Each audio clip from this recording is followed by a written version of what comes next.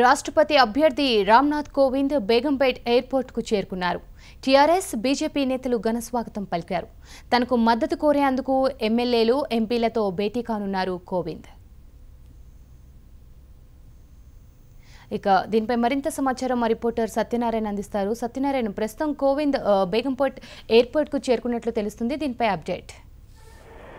NDA రాష్ట్రపతి అభ్యర్థి రామ్నాథ్ కోవింద్ ఈరోజు ప్రత్యేక విమానంలో బేగంపేట్ ఎయిర్పోర్ట్ చేరుకున్నారు.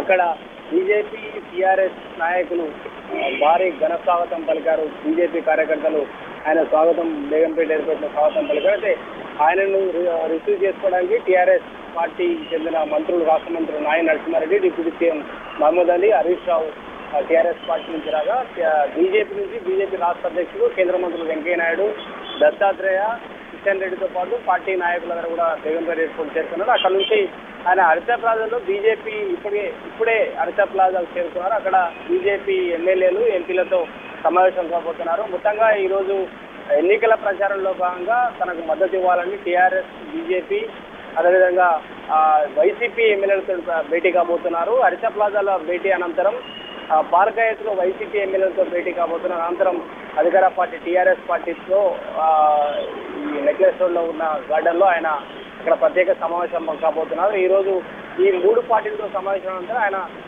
మళ్ళీ ఆంధ్రప్రదేశ్ చేరుకుంటారు. Right, thank you Satyanarayana.